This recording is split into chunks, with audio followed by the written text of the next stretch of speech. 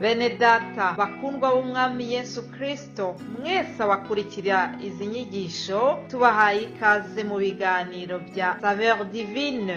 Ibi biganiro mu bitegurirwa n'abavugabutumwa bwiza batandukanye, akaba ari umuhamagaro ugendera ku ijambo ry'Imana byanditse mu gitabo cy'ubutumwa bwiza uko bwanditswe na Matayo ibice 24 umurongo wa 14. Kandi ubutumwa bwiza bw'ubwami buzigishwa mu isi yose ngo bube ubuhamya bwo guhamiriza amahanga yose, nibwo imperuka izahera ko ize. Ibi biganiro mubikurikira ku channel ya YouTube yitwa Saveur Divine. Tubifurije kugubwa neza. Imana Data ari nayo So ibaha umugisha.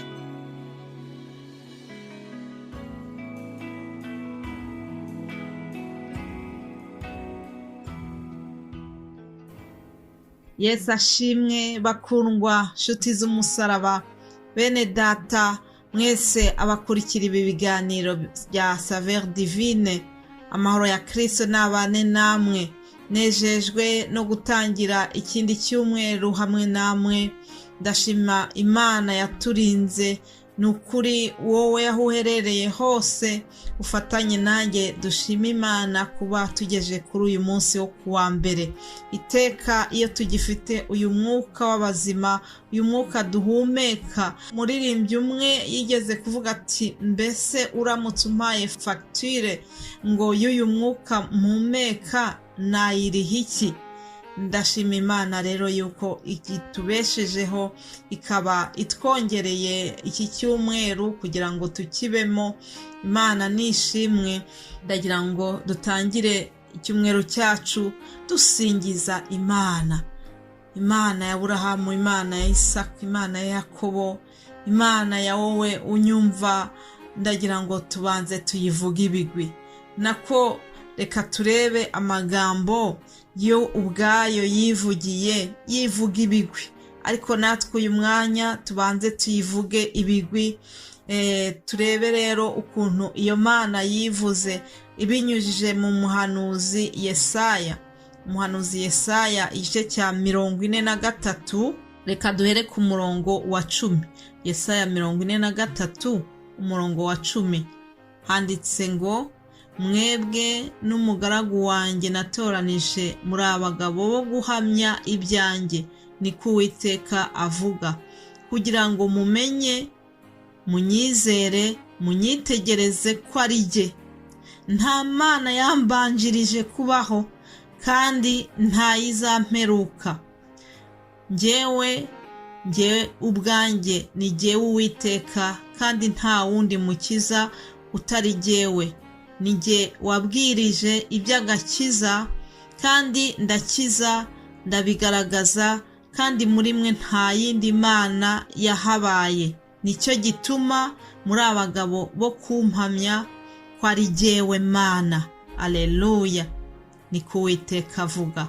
Kandi koko uhereye aho umucyo wabereyeho ndiwe, nta ubasha gutesha ukuboko kwanjye.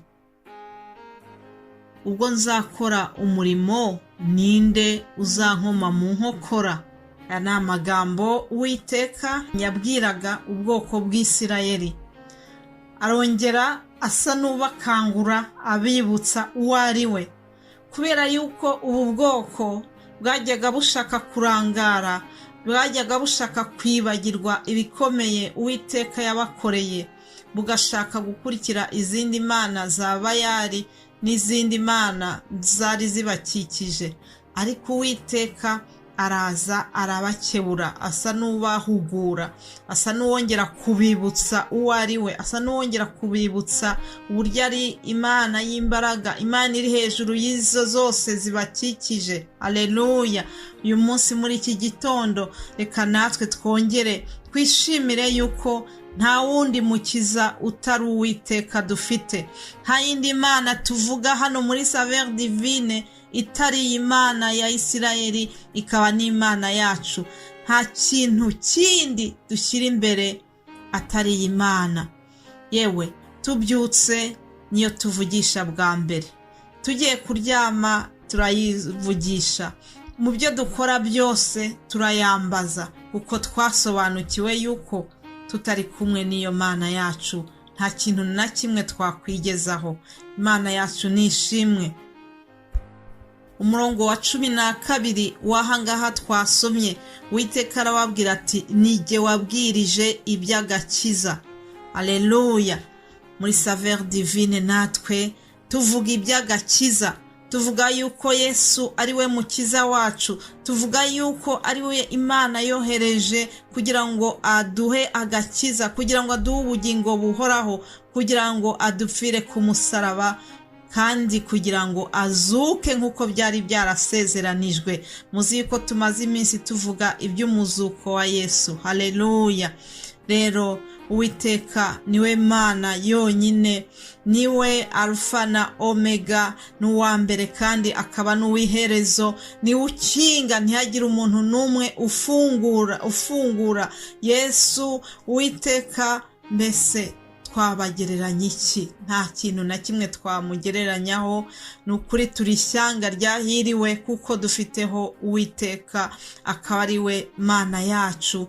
Imana ishimwe. Ndagira ngo wongere wishimire Uwiteka kuko ari we Mana y'agakiza kawe nanjye. Hanyuma Uwiteka yarangije uyu murongo wa 13 avuga ngo ubwo nzakora umurimo ninde uzankoma mu nkokora. Haleluya. Ubwo nzakora umurimo ninde uzankoma mu nkokora.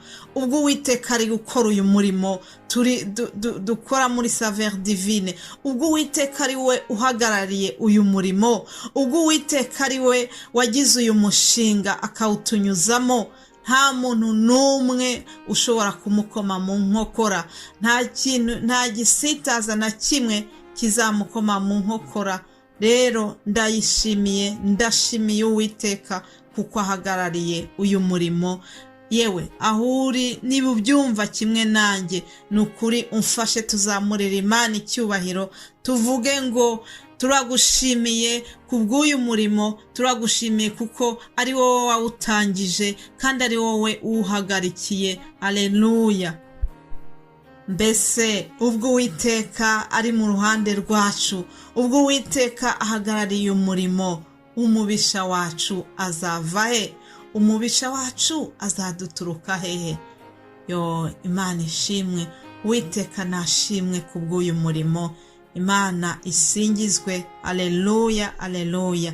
Bene data, rero muzi ko buri wa mbere dufata uyundi mutwe w'ijambo, dutangira teme nshya. Mu cyumweru cyashize twagize umugisha wo kuganira ku nkuru y'umuzuko wa Yesu, izuka rya Yesu Kristo.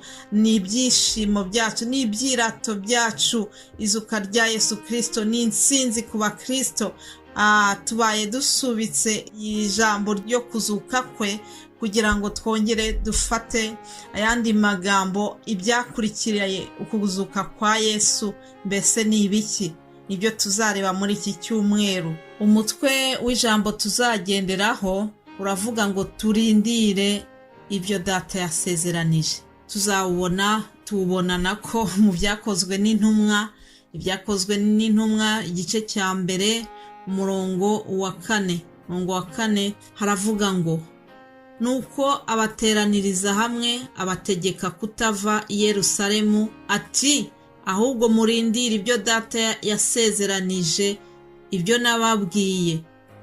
Kuko Yohana yabatirishaga amazi, ariko mwebweho mu minsi mike muzabatirishwa umwuka wera. Alleluya. Iri ni isezerano Yesu yari yarahaye abigishwa be. Amaze kuzuka yagiye yiyereka abantu banyuranye.